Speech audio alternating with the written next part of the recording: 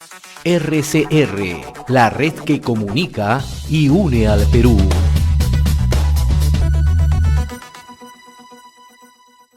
Vamos a dialogar y dar la bienvenida a esta hora a Fernando Castillo Torres, especialista en temas de gestión social y conflictividad. Fernando, muchas gracias por tu tiempo. Muy buenas tardes. Buenas tardes, Lizardo. Un fuerte abrazo, un saludo a todos los radioescuchas. Bien, hace unos instantes nosotros nuestra recomendación, que siempre lo ponemos en nuestros noticiarios, es que el bloqueo de vías es un delito que no debe normalizarse.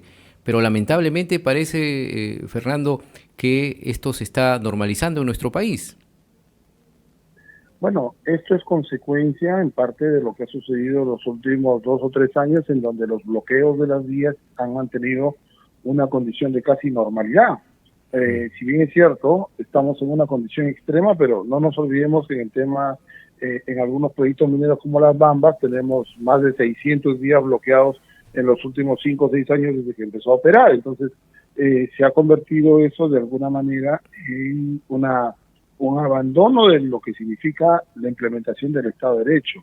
Pero en este caso, Lizardo, independientemente de esto, que es muy delicado, hay algo mucho más grave. Los comuneros del Bajo Urubamba o los comuneros de Huancavelica no tienen idea de lo que significa el impacto de lo que afecta la paralización de Camisea o la central del Mantaro. Esos son objetivos de corte militar, esos son objetivos que tú focalizas cuando quieres destruir un país. Y eso es un tema de fondo, porque ayer han intentado cerrar Camisea y también dejar sin energía eléctrica. Hoy día he escuchado a los congresistas en el Parlamento quejarse que los terruquean. Pero estas han sido las tácticas y formas de actuar de Sendero Luminoso. Pero, Fernando, ¿por qué no se llama con su nombre directamente? Estos son actos terroristas. Estos son actos terroristas, los que te estoy mencionando, porque hay un temor a mencionar las cosas por su nombre, por buscar lo que normalmente se llama lo políticamente correcto. El atacar ya el despacho de gas significa dejar sin energía eléctrica a la mitad del país. Mira, acá a 60 kilómetros de Lima está Chilca. Ahí tenemos 7, 8 centrales termoeléctricas que generan el 53% de toda la energía del Perú. Y si tú en paralelo cortas el Mantaro, estás dejando poco más del 60% sin electricidad en nuestro país. Ese no es un objetivo de una protesta social.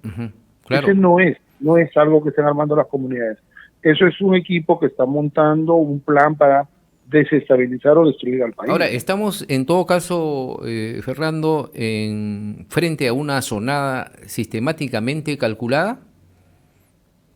Yo creo que sí, los objetivos son bien claros. Es más, lo último que ha hecho la policía ayer, ha detenido a varias personas, comuneros viajando de las zonas del centro, de Junín, de Huancayo, del N, de Deraen.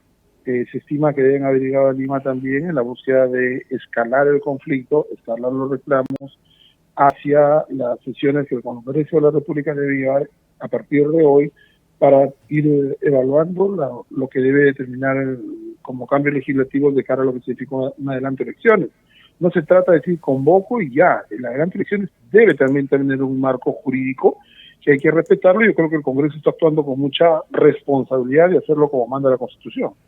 Claro, ¿no? Porque tiene que hacerse dentro de este proceso constitucional, no decir, bueno, no, nosotros deseamos que el adelanto sea como... Es que también, Fernando, acá ha habido un poco de firmeza de parte de la presidenta Dina Boluarte, pues recordemos que ella dijo primero una fecha que era para abril de 2024, luego ha dicho recientemente que eso se podría dar en diciembre del 2023, pero ahora dice que eso lo está estudiando para ver si se recorta un poco más de acuerdo a las autoridades que técnicamente lo pueden estar evaluando. ¿Qué opinas al respecto de estas decisiones, de estas afirmaciones dudativas de la presidenta Dina Boluarte?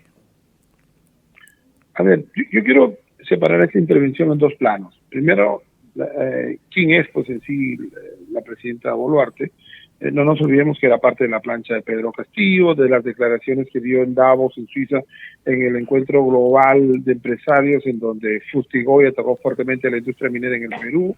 Ella está acusada en la fiscalía de haber sido cajera de todo lo que salía del Ministerio de Transportes y Comunicaciones en la región Junín para poder financiar la campaña de inyección de Perú Libre. Entonces, ella tiene una duda existencial muy dura, muy confrontada entre sí, entre lo que significa el pasado como operadora política y el presente como mandataria de un país.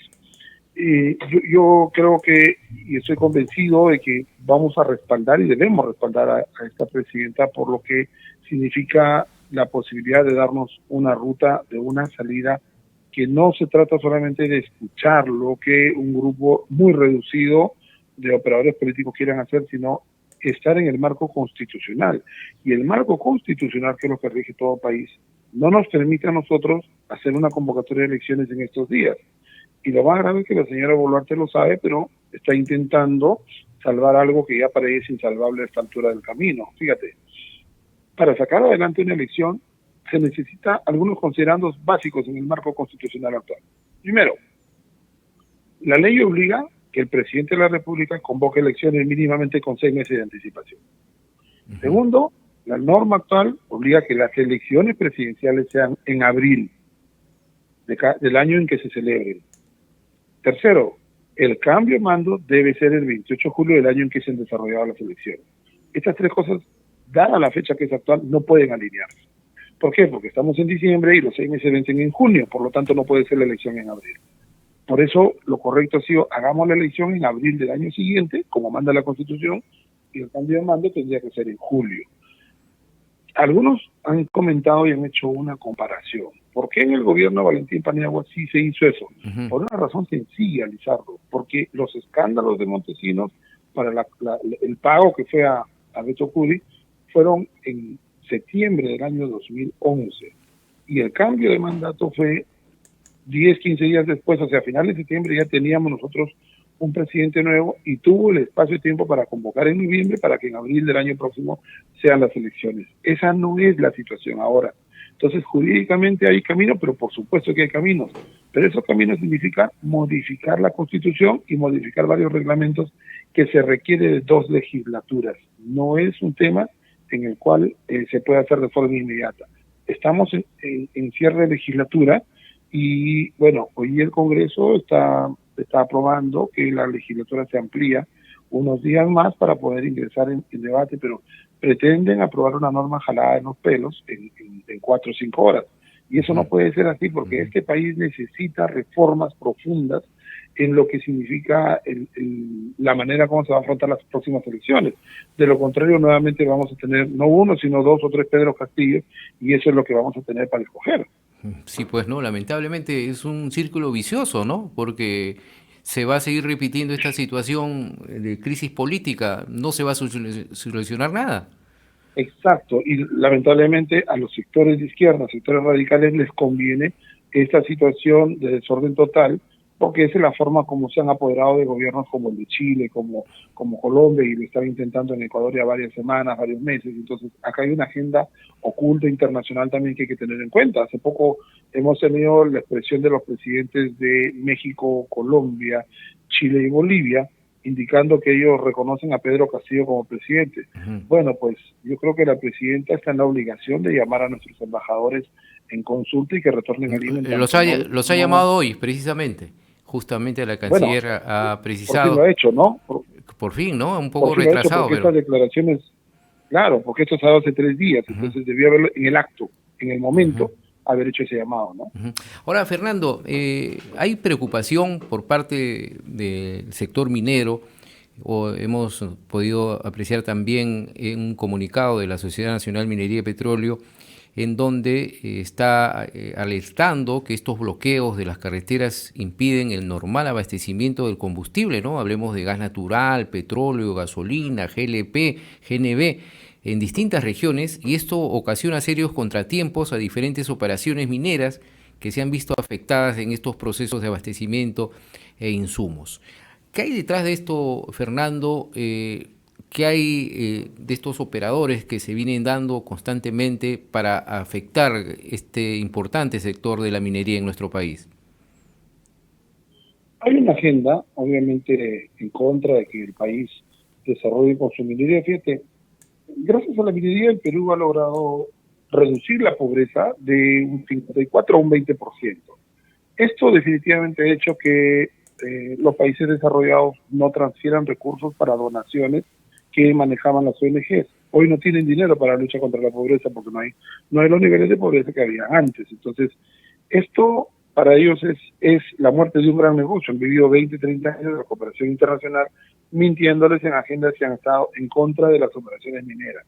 Ya, para las operaciones mineras, este es un nuevo capítulo porque ya hemos venido siendo testigos de la forma como operaciones como Sauder con 55 días, las Bambas con más de 100 en el año, Milpo en algunas situaciones también complicadas durante el presente año, Antamina bloqueada en algún momento, de manera que ya se venía haciendo recurrente el bloqueo de carreteras y eso es algo que sí debemos tomar en cuenta en adelante, ¿no?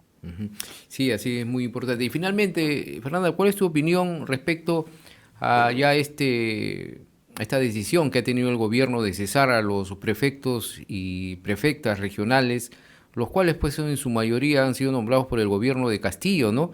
Se les han vinculado incluso con el Movadef, un brazo político de Sendero Luminoso. ¿Qué otras medidas se tienen que aplicar para restablecer el orden, según tu opinión?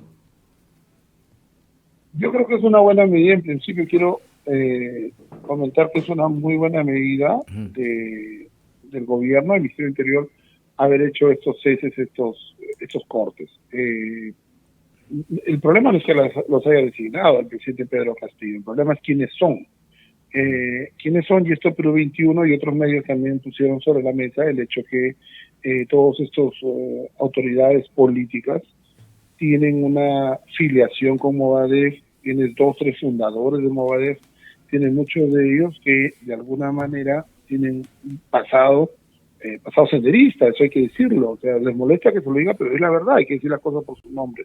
Entonces, estos señores son operadores políticos y están fomentando la violencia en este momento, entonces no están cumpliendo la labor para la población asignada, por lo tanto es normal su remoción, ¿no? Y ya era previsible, ¿no?, que se dé ello porque era bien notorio esta posición y el actuar de los prefectos en diversos puntos, en diversas zonas del país.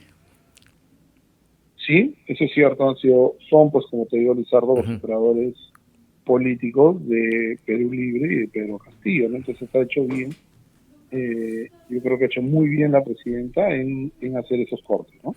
Bien, muchas gracias Fernando Castillo Torres, especialista en temas de gestión social y conflictividad, tu participación muy importante aquí en RCR. Gracias Fernando. Perfecto, Lizardo, un fuerte abrazo a la distancia y bueno, hay que esperar con optimismo cómo se van desenvolviendo los hechos en los próximos días. Así es, eso lo queremos todos, que vuelva la paz y la tranquilidad en nuestro país. Gracias, muy buenas tardes. Abrazo fuerte, cuídense. RCR, la red que comunica y une al Perú.